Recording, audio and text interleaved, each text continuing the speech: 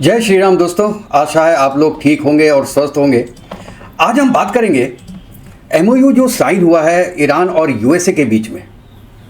14 points पे एक agreement हुआ है, एमओयू हुआ है, जो कि एक बहुत छोटी चीज़ है एग्रीमेंट के सामने। वो क्या क्या पॉइंट्स हैं उसके अंदर और जीत किसकी हुई है, हार किसकी हुई है? ईरान की हुई है, यूएस की हुई है, इजराइल की हुई है, या जो बीच में बैठा हुआ पाकिस्तान, उसके भी हाथ कुछ दाने पड़ गए हैं। तो चलिए दोस्तों शुरू करते हैं कि जो 14 पॉइंट हैं उसमें है क्या क्या। पहला पॉइंट है कि युद्ध और जो आपकी जो सैन्य कार्रवाई है ये पूरी तरह से अंत होगी। लिखा क्या गया है, अमेरिका और ईरान सभी सैन्य जो अभियान है वो रोकेंगे, लेबनान सहित सभी मोर्चों पर युद्ध समाप्त होगा। दोनों पक्ष जो है भविष्य में एक दूसरे के खिलाफ युद्ध नहीं करेंगे, बल प्रयोग का धमकी से भी बचेंगे। इसका मतलब डायरेक्ट वॉर खत्म, प्रॉक्सी वॉर कम करने की कोशिश, मिडिल ईस्ट में टेंशन घटाने का प्रयास। और हिडन एंगल क्या है, अगर ये लागू हो गया तो पिछले कई देशों की जो हॉस्टिलिटी है उसमें एक आधिकारिक ब्रेक लगेगा। दूसरा पॉइंट, एक दूसरे की समृद्धता का सम्मान होगा। लिखा क्या है कि दोनों देशों की सॉवरेनिटी है उसका सम्मान करेंगे, इंटरनल अफेयर्स में हस्तक्षेप नहीं करेंगे। इसका मतलब कि रिजीम चेंज की जो पॉलिटिक्स यूएसए खेला जा रहा है, इजराइल खेले जा रहा है, वो अब नहीं होगी। पॉलिटिकल इंटरफेरेंस कम करने का वादा किया गया है। और इसमें हिडन एंगल क्या है, ये क्लॉज देखिए ईरान के लिए बहुत बड़ा सिंबॉलिक विक्ट्री माना जा सकता है कि अब अमेरिका कभी भी रिजीम चेंज की बात नहीं करेगा, क्योंकि ये यूएन में साइन होगा। जो बाकी 2 महीने के बाद उसमें यूएनएससी भी बीच में आएगा, यूनाइटेड नेशन सिक्योरिटी काउंसिल भी बीच में आएगा। इसलिए ये केवल अमेरिका और ईरान के बीच में नहीं होगा, ये यूएनएससी के बीच में होगा। अच्छा, तीसरा पॉइंट इसका क्या है कि मतलब 60 दिनों में पूरी डील फाइनल हो जाएगी। ये 60 दिन मैक्सिमम दिए गए हैं, और अगर फाइनल एग्रीमेंट 60 दिनों में नहीं होता है तो दोनों की कंसेंट से एक्सटेंशन हो सकता है। इसका मतलब कि अभी फाइनल फेज नहीं है, ये फाइनल पीस भी नहीं है, अभी केवल फ्रेमवर्क बना है। और असली लड़ाई अब होगी जो नेगोशिएशन टेबल पे होगी। दोस्तों ये याद रखिएगा, that is very important thing. चौथा पॉइंट है कि अमेरिकी नेवल ब्लॉकेड हटेगा। लिखा क्या हुआ है, अमेरिकी समुद्री प्रतिबंध हटाना शुरू करेगा। 30 दिनों में पूरा ब्लॉकेज समाप्त होगा। फाइनल डील के बाद अमेरिका अपनी फोर्सेज पीछे उठा लेगा। इसका मतलब शिपिंग रूट्स नॉर्मली खुलेंगे, ट्रेड रूट्स खुलेंगे, और ये अमेरिका की तरफ से एक बहुत बड़ा प्रैक्टिकल कंसेशन दिया जाता है ईरान को। अच्छा, पॉइंट नंबर 5 क्या है कि ईरान जितने भी जहाज हैं सबको सुरक्षित रास्ता देगा। लिखा क्या हुआ है कि पर्शियन गल्फ और सी ऑफ ओमान के बीच जो कॉमर्शियल वेसल्स का जो पैसेज है उसको बिल्कुल सेव कर दिया जाएगा। 60 दिन तक कोई शुल्क नहीं लिया जाएगा। हॉर्मोस स्टेट का भविष्य रीजनल डायलॉग से होगा। इसका मतलब कि नेचुरल है कि ग्लोबल ट्रेड सुरक्षित रहेगा, ऑयल सप्लाई चेन स्थिर रहेगी, और हॉर्मोस पे दुनिया का नियंत्रण वो थोड़ा बढ़ जाएगा 60 दिन के लिए। 60 दिन के बाद क्या होगा दोस्तों, ये भगवान जाने। अभी कह रहा है केवल 60 दिन के लिए हम बंद कर रहे हैं, कोई टोल फ्री एक तरीके से। उसके बाद क्या होगा यार, फरवरी के पहले तो पूरा ही खुला हुआ था। ऐसा ना हो कि टोल लग जाए तो अपना ये ऑयल जो जितने प्रोडक्ट्स हैं उनके रेट ही बढ़ जाए। But we have to wait and see for that कि क्या एग्रीमेंट होता है, and hopefully it will be good for India and for the world. छठा पॉइंट बड़ा इंपॉर्टेंट है, 300 बिलियन का है रिकंस्ट्रक्शन प्लान। उसमें क्या है, अमेरिका और उसके पार्टनर्स कम से कम $300 बिलियन की योजना बनाएंगे ईरान के डेवलपमेंट के लिए। इसका मतलब ईरान का infrastructure revival, foreign investment, economic reboot सब कुछ हो जाएगा। और ये एकदम वैसी स्थिति है जैसे कि ट्रंप कह रहे हैं कि हम गजा में करेंगे, वहां पे हम जो है वो इन्वेस्टमेंट करेंगे। तो लग रहा है कि ट्रंप अपनी पर्सनल जो कंपनीज हैं उनका यहां पे भी इन्वेस्टमेंट करेगा। ये एक पूरा मार्शल प्लान है ट्रंप का अपनी फैमिली को आगे बढ़ाने का। लेट्स सी ये किस लेवल पे जाता है। पॉइंट नंबर 7 है कि सभी सैंक्शंस समाप्त करने का वादा किया है। यूएन सैंक्शंस, आईएईए रिलेटेड जितने रेस्ट्रिक्शंस हैं, यूएस प्राइमरी और सेकेंडरी सैंक्शंस हैं, सबको चरणबद्ध तरीके से हटाने की बात की गई है। लेकिन मुझे यह समझ में नहीं आ रहा कि यूएस यूएन की तरफ से कैसे सैंक्शंस कह सकता है कि हम हटाएंगे। और आईएईए भी कोई यूएस की जो है वो अंडर में नहीं आता है, ये इंडिपेंडेंट बॉडी है। तो इससे जो रिलेटेड रेस्ट्रिक्शंस हैं वो कैसे हटाएगा? लेकिन अमेरिका कहता है जी हम हटाएंगे, यूएन से कह के हटवाएंगे। ये तो नहीं लिखा उसने, कहा हम हटाएंगे। तो इसका मतलब है कि ईरान अब दुनिया की अर्थव्यवस्था में भी मिल जाएगा। इससे इंडिया का भी बहुत फायदा होने वाला है दोस्तों। और ये जो क्लॉज होगा ना, ये सबसे ज़्यादा विवादित होगा। आप देखिएगा कौन पैसा लगाएगा, कहाँ पैसा लगाएगा, क्यों पैसा लगाएगा। ठीक है, जो देश इसमें इन्वॉल्व ही नहीं है वो क्यों पैसा लगाएंगे। कल को फ्रांस क्यों पैसा लगाएगा, यूके पैसा क्यों लगाएगा, इटली पैसा क्यों लगाएगा, जापान पैसा क्यों लगाएगा। और क्या वो इंडिया से भी बोलेंगे जी आप भी पैसा लगा दो? बोल सकते हैं कि वो सब पैसा लगाएं इसमें।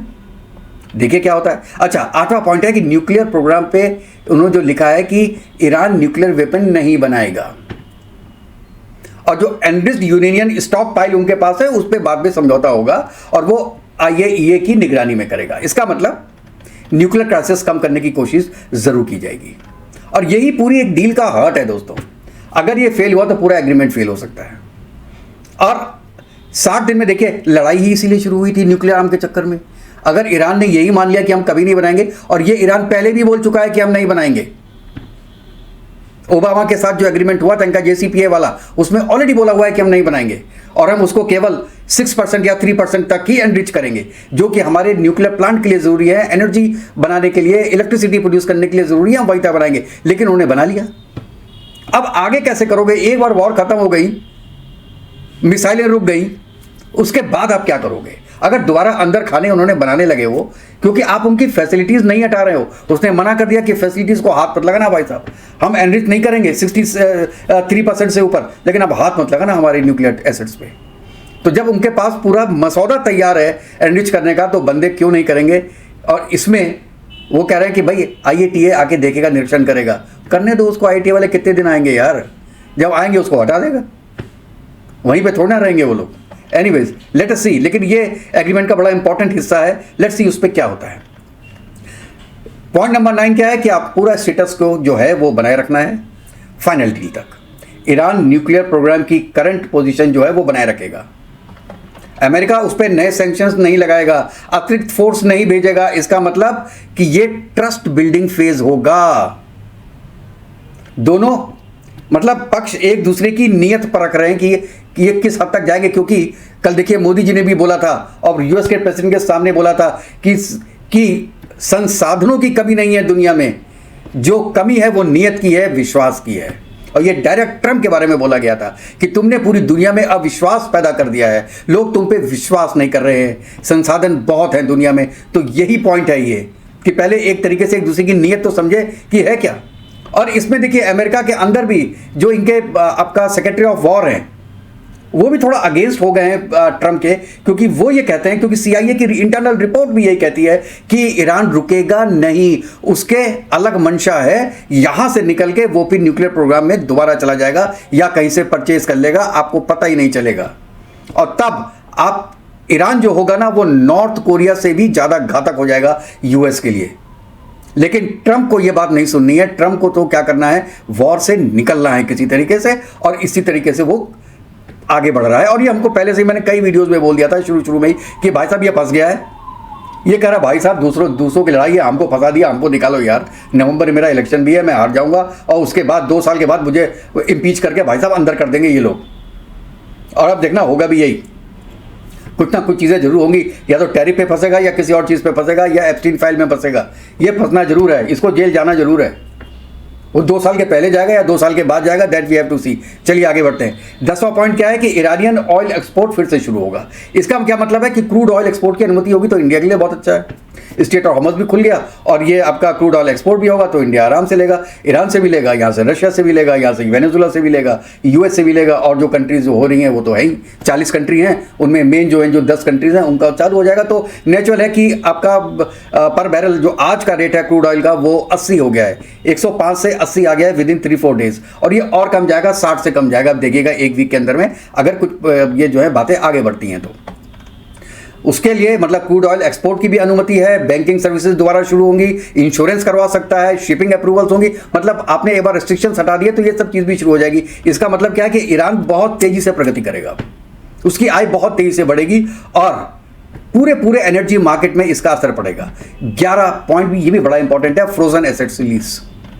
ईरान के जितने फ्रोजन फंड्स हैं उसको खोलने की प्रक्रिया शुरू होगी। मेरे ख्याल से UAE ने तो $6 बिलियन वापस कर ही दिए। हमको मत मारो ईरान, बहुत बम मार दिए तुमने हम पे भाई साहब, मैं तुमको $6 बिलियन देता हूँ, तुम्हारे हैं। अमेरिका के कहने पे रोक दिए थे, ये लो अपने रुपए और हमको माफ़ करो, अब इसलिए इस बार जब उसने मारा है तो कुवैत पे मारा बम, यूएई पे नहीं किया।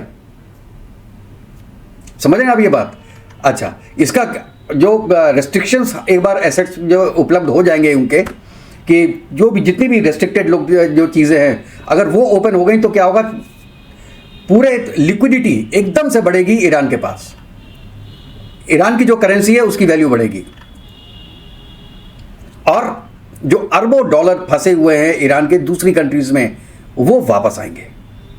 अभी वापस नहीं आ पा रहे थे क्योंकि वो सिर्फ से बाहर निकल गया था, तो डॉलर्स नहीं आ पा रहे थे। अब उनके जितने भी डॉलर हैं सब आ रहे हैं। हमको तो लगता है ये अपना सबको डॉलर लेके फिर दोबारा अटैक करेगा, दोबारा नए तरीके से एक साल में अपने को पावरफुल बना के अमेरिका को छोड़ेगा नहीं, ट्रंप को छोड़ेगा नहीं। ईरान सुप्रीम लीडर को मारा है ट्रंप ने, उसका बदला तो ईरान लेके रहेगा मुझसे। आज आप ये बात लिखवा के ले लीजिए, ये वॉर इतनी जल्दी खत्म होने वाली नहीं है, इसमें पॉज लगा है। जैसे ऑपरेशन सिंदूर में भी पॉज लगा है ना, इंडिया और पाकिस्तान की वॉर जैसे होके रहनी है, होकर रहनी है, क्योंकि पाकिस्तान बाज नहीं आएगा अपनी हरकतों से, उसी तरीके से ईरान बाज नहीं आएगा अपनी हरकतों से। वो सपोर्ट करता रहेगा हिजबुल्लाह को, वो सपोर्ट करता रहेगा हमास को, वो हौतीस को सपोर्ट करता रहेगा, उसमें छोड़ेगा नहीं।